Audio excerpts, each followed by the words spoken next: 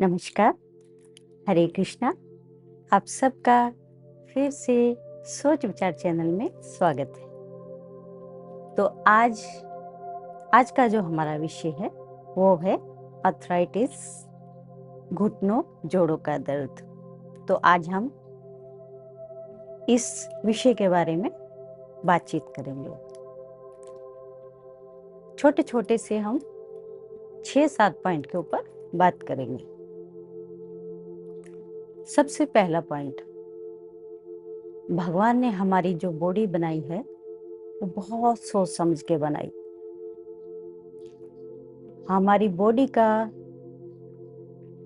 जब विकास होता है तो वो विकास माँ के पेट से ही शुरू हो जाता है। जैसे कोई भी स्त्री गर्भवती अवस्था में होती है तो उस समय उस स्त्री को अच्छा पौष्टिक तत्वों से भरा हुआ खाना और जूस, दूध, जिस प्रकार मतलब वो खाना खाना चाहिए जिसमें हर प्रकार का पौष्टिक तत्व मौजूद हो, क्योंकि तभी से हमारी बॉडी का निर्माण होता है। हमारी बॉडी भी एक बिल्डिंग का इस रूप देखिए, आप देखिए जैसे बिल्डिंग के अंदर सरिया, सीमेंट, कंक्रीट वगैरह जो भी डाला जाता है उसकी मजबूती के लिए, उसकी नींव के लिए, उसके बगैर तो वो बिल्डिंग खड़ी नहीं होने वाली। तो उसी प्रकार हमारी बॉडी भी एक प्रकार की बिल्डिंग ही समझिए। अपनी हड्डियां उसको सरिया समझिए, अपनी स्किन उसको प्लास्टर समझिए, हमारे अंदर के ऑर्गन्स, हमारे पार्ट्स, हमारे जो पुर्जे भी बोले अंदर के, तो वो सब कंक्रीट। तो अगर हमारी डाइट अच्छी नहीं होगी तो वो वीकनेस का असर जिंदगी भर के लिए हमारे बच्चों के ऊपर दिखाई देगा। तो इस बिल्डिंग को मजबूत बनाने के लिए गर्भ अवस्था से ही माता को इसका ध्यान रखना चाहिए।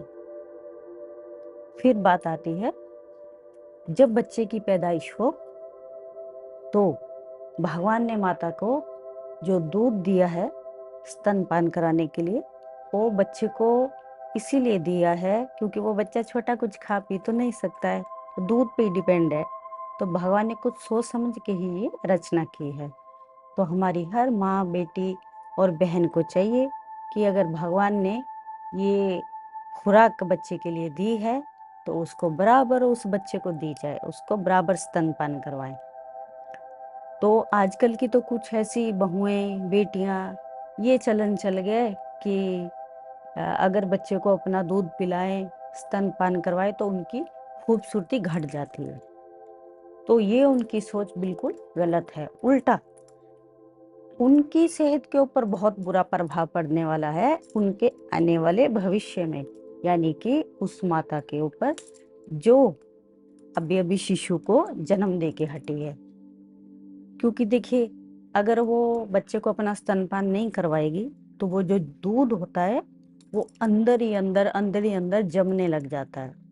जमने लग जाता है तो परत दर परत सड़ने लग जाता है। तो इसका जो असर रहता है वो साल दर साल आगे जाके कैंसर का रूप ले लेता है। तो जो महिलाएं और बहुएं, जो बेटियां बोलती है ना कि बच्चे को दूध पिलाने से उनकी खूबसूरती कम हो जाती है, तो ये खूबसूरती उनकी तब उनको पता चलता है कि अब उनकी खूबसूरती कैसे कम हुई।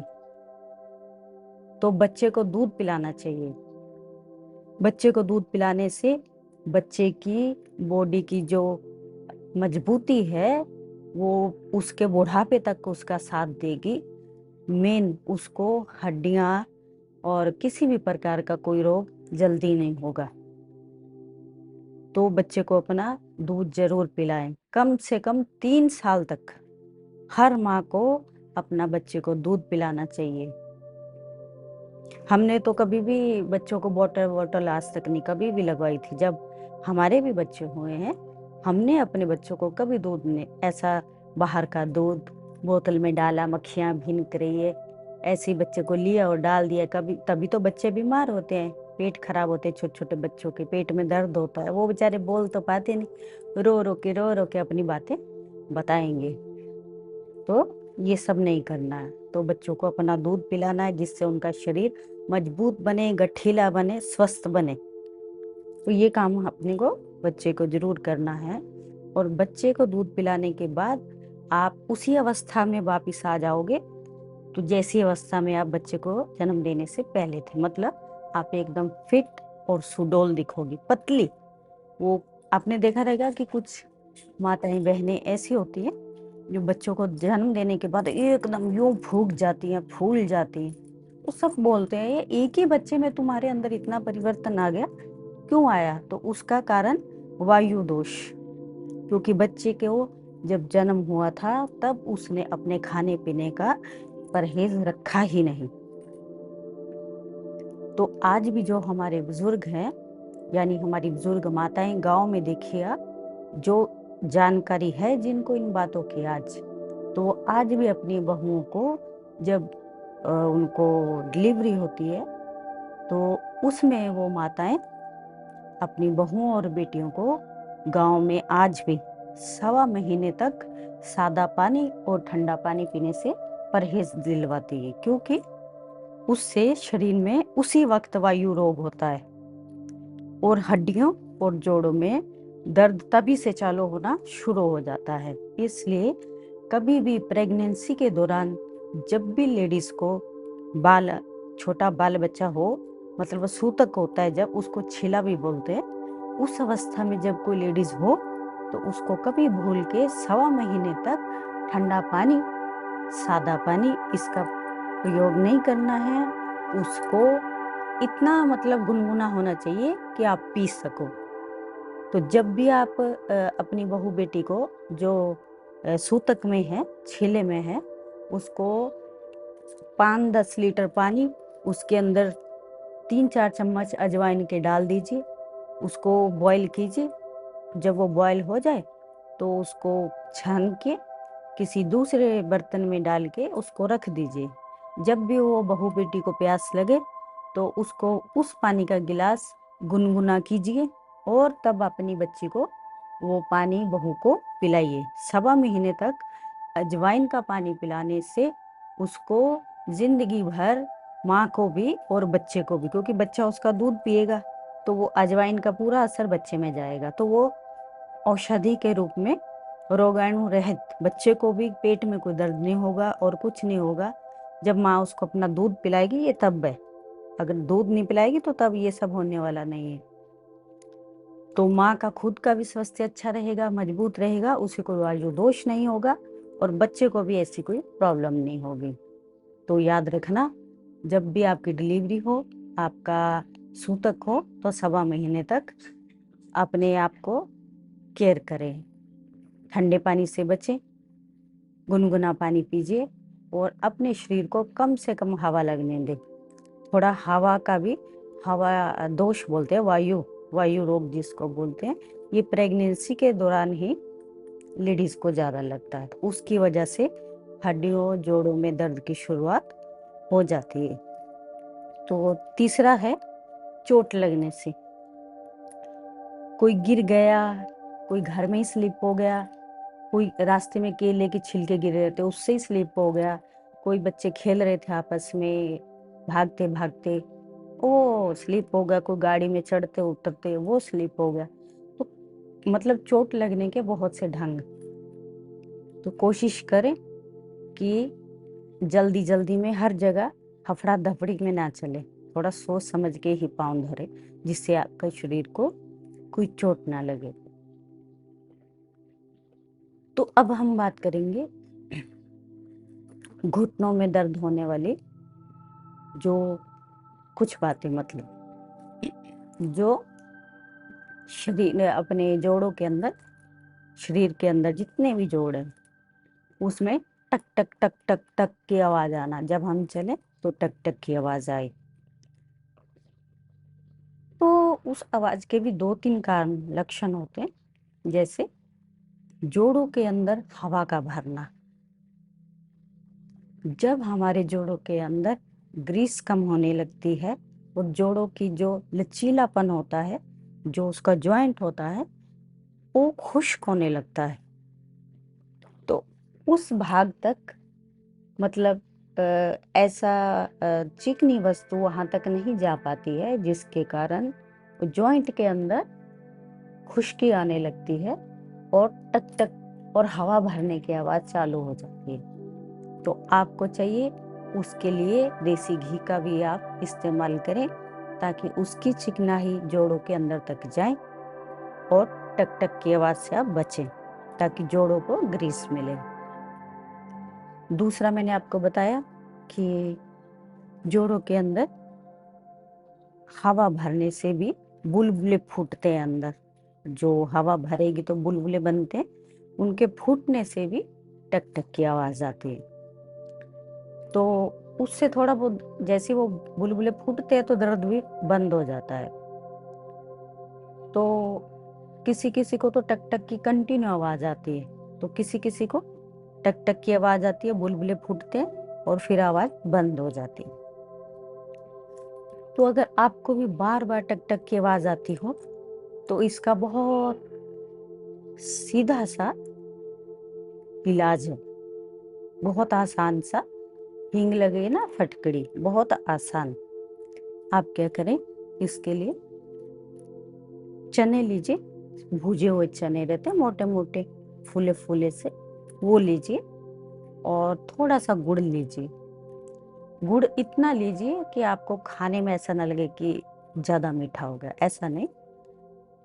ज्यादा भी चना नहीं लेना है, सिर्फ जितना आप सुबह के टाइम खाली पेट खाना है आपको, इतना एक मुट्ठी ले लिया या 2 मुट्ठी ले लिया।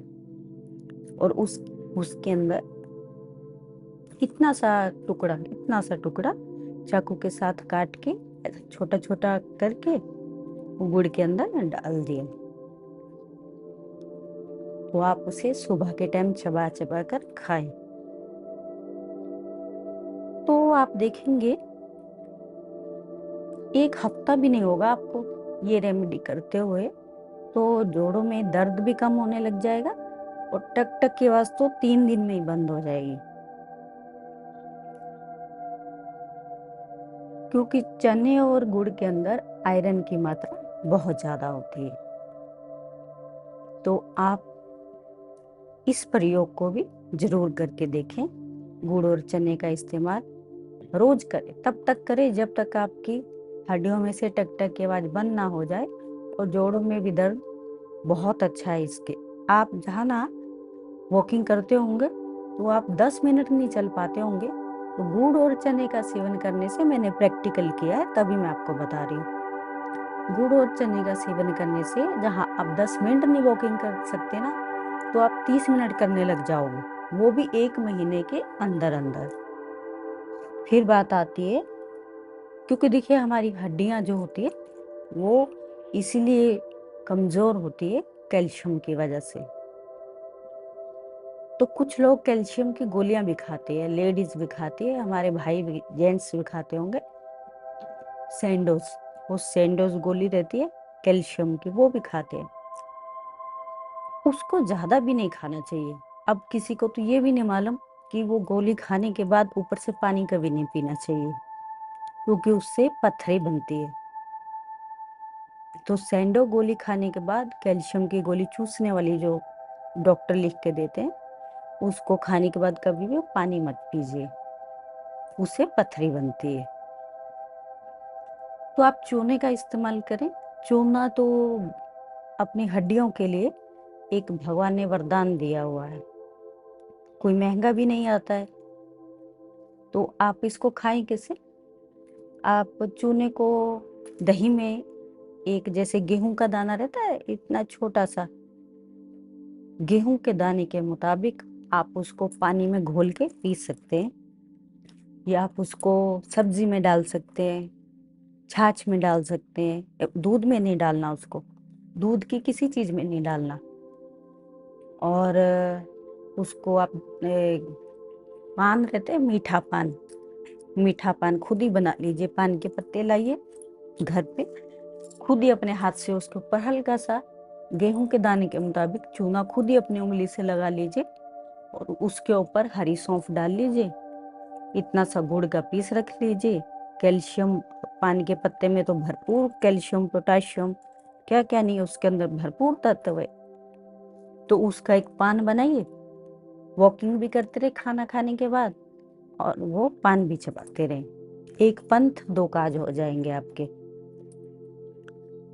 और फिर खाना, जब भी आप खाना खाएं, बहुत हृष्ट पुष्ट खाना खाएं, अच्छा खाना खाएं, जिसमें हरी सब्जियां जरूर होनी चाहिए। हरी सब्जियों से खून बनता है अपना। ये बीट खाएं, बीट से खून बनता है। गाजर खाएं और संतरा लीजिए, जिससे अनार बहुत अच्छा है खून बनाने के लिए। और ड्रैगन फ्रूट जो आता है वो भी अपने जोड़ों के दर्द में बहुत काम आता है। तो हरी सब्जियां तो आप लेना ही लेना है, क्योंकि उससे भी जोड़ों का दर्द बहुत कम होता है। उसमें से सब्जियों में से सब्जी मेथी, मेथी की भाजी आप हर दूसरे चौथे दिन बनाएं और खाएं। उसमें आलू मत डालें, ऐसे ही उसको भुर्जी टाइप बनाएं और चपाती के साथ खाएं, तो वो भी आपके लिए रामबाण इलाज होगा। फिर बात आती है मेथी दाना की। मेथी दाने को आप 1 गिलास लें और 1 चम्मच डालें। उसे गर्म पानी, 1 गिलास गर्म पानी लें, उसमें 1 चम्मच मेथी दाना डालें। उसको रात भर आप छोड़ दीजिए। सुबह जब आप उठेंगे तो वो मेथी दाना जो है उसको छान लीजिए, उसका पानी है उसको पी लीजिए और जो दाना है उसको चबा चबा के आप खाइए। तो ये भी जोड़ों के दर्द वालों के लिए रामबाण इलाज। फिर बात आती है अखरोट। तो घुटनों और जोड़ों और आर्थराइटिस के मरीजों के लिए ये अखरोट भी बहुत ही ताकतवर औषधि मानी जाती है। आप 2-4 बादाम लें और 1 अखरोट की गिरी, मतलब 1 अखरोट की गिरी आधी आधी, उसको रात को भिगो लें। सुबह उठे उसका पानी निकाल दे, उसको 2-3 बार धोएं और देखिए उसकी कितनी गर्मी निकलती है। एकदम पीला पीला पानी हो जाएगा, पूरी गर्मी निकल जाएगी अखरोट की भी और बादाम की भी। 4 बादाम लें, 1 अखरोट की गिरी लें, उसको रात को भिगोएं और सुबह पानी निकाल के उसको खाली पेट चबा चबा के खाएं। तो ये भी जोड़ों के दर्द के लिए बहुत ही फिट औषधि है। आप इसका भी इस्तेमाल करके देखें, क्योंकि इसका प्रैक्टिकल मैंने खुद किया है। फिर बात आती है कि जिन लोगों को, जिनका हाथ नहीं उठता, पैर नहीं उठता, कमर से सो जाए तो करवट नहीं ले सकते और बैठ नहीं सकते, चल नहीं सकते, अपने शरीर से इतने परेशान लोग हैं क्योंकि जोड़ों के दर्द की वजह से, तो उनके लिए तो महर्षि चरक जी ने, हमारे जो चरक ऋषि हैं, वो आयुर्वेद के बहुत बड़े महर्षि हैं, ये रेमेडी उन्हीं की है। उन्होंने बताया है कि एक पारिजात का पेड़ है, वो पारिजात के पेड़ के आपको 6-7 पत्ते लेने हैं और उसको कूट लेना है अच्छे से। उसमें कुछ डालना नहीं है, पानी, उसको अच्छे से कूटना है और कूट के उसको 1 गिलास पानी लेना है। उसके अंदर वो कूटा हुआ जो पेस्ट है वो डाल देना है। फिर उसको अच्छे से बॉईल करना है। बॉईल करने के बाद जब वो आधा गिलास रह जाए ना, तो उसको रात को छोड़ देना है और सुबह उठ के उसको छन के पी जाना है। तो चरक ऋषि हमारे कहते हैं कि ये रामबाण इलाज करने से जिनके जोड़ों में 10 साल, 20 साल, 40 साल, जो लोग हिल भी नहीं सकते, जिनके हाथ काम नहीं करते, पैर काम नहीं करते, वो लोग इस रेमेडी को जरूर अपनाएं, क्योंकि ये डायरेक्ट सीधा रामबाण इलाज है। 100% इसका रिजल्ट चरक ऋषि जी ने बताया हुआ है। तो आप इस रेमेडी को भी जरूर करें। आप देखेंगे, वैसे तो इसको 3 महीने तक करना है, मगर इसका रिजल्ट अगर आप कंटिन्यू करेंगे तो आपको 1 महीने के अंदर अंदर ही इसका रिजल्ट सामने आ जाएगा। इसके सिवाय आप हमारी टीम की रिसर्च ने एक ऑयल भी बना रखा है, बहुत ही अच्छा ऑयल बना रखा है। अगर आपको हड्डियों के अंदर तक दर्द हो रहा है, स्वेलिंग आ रही है और टक टक की आवाज़ भी है, तो ये जो हमारे रिसर्च ने, जो मेंबर्स ने जो तेल बनाया है, तो आप इसका भी इस्तेमाल कर सकते हैं, क्योंकि हमने इस ऑयल को बहुत से पेशेंट को दिया है। तो जो लोग चलने को उनको बहुत तकलीफ होती थी और ख़ास तौर पे घुटने के ऊपर इतनी इतनी ज़्यादा स्वेलिंग रहती थी, स्वेलिंग के कारण घुटने इतने मोटे मोटे दिखाई देते थे, वो ऑयल से उनकी घुटने की पूरी स्वेलिंग उतर गई है और हड्डियों तक का दर्द उनका ठीक हो गया, अंदर तक का। सोचिए आप। तो अभी तक हमने आपको जितनी भी चीज़ें बताई हैं, तो आप उसको अच्छे से फॉलो कीजिए, आपको उससे 100% रिजल्ट मिल जाएगा। पर इसके साथ साथ अगर किसी पर्सन को नी में बहुत ज़्यादा दर्द रहता है और उन्हें किसी प्रकार का इलाज नहीं मिल पाता है और उनको उठने बैठने में बहुत ज़्यादा परेशानी होती है, तो बहुत जल्दी रिजल्ट पाने के लिए हमने एक ऐसा ऑयल बनाया है, तेल बनाया है। इस ऑयल का इस्तेमाल करने से हमने बहुत लोगों पर बहुत अच्छे रिजल्ट देखे हैं।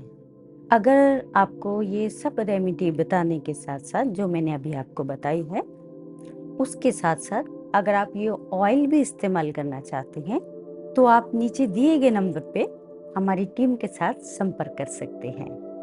तो जो भी रेमेडी आपको बताई गई है, तो आप उसका अच्छे से इस्तेमाल कीजिए और अगर आपको फिर भी कोई कमी पेशी नजर आती हो, तो हमारे बनाए गए ऑयल को इस्तेमाल जरूर करें, जिससे आपको तुरंत रिजल्ट मिलना शुरू हो जाएगा।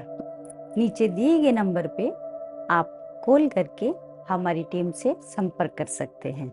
तो जो मैंने अभी आपको रेमेडी सब बताई, अगर आप फिट हैं और आपको इसकी ज़रूरत नहीं है, तो प्लीज़ आप अपने फ्रेंड सर्कल को इसकी जानकारी जरूर दें और ज़रूर उन लोगों को शेयर करें, ताकि इन सब रेमेडी से उनको बहुत बहुत फ़ायदा हो। तो अगर आप फिट हैं और आपको इसकी ज़रूरत नहीं है, तो आप उसे ज़रूर शेयर करें जिसे इसकी बहुत ज़्यादा ज़रूरत है।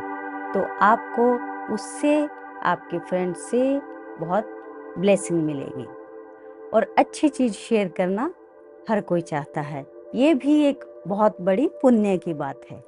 तो हमारी ऐसी जानकारी भरी और वीडियो देखने के लिए हमारे सोच विचार चैनल को लाइक और सब्सक्राइब करें। तो मैं आशा करूंगी कि आप सब मेरे दिए गए इस रेमेडी को ज़रूर फॉलो करेंगे और अपनी सेहत का ख्याल रखेंगे, अपने जोड़ों का, अपनी खुराक का, अपनी सेहत का सब बहुत अच्छे से ख्याल करेंगे, फॉलो करेंगे। तो इसी के साथ हम आज का ये एपिसोड यहीं पे ख़त्म करते हैं। हरे कृष्णा।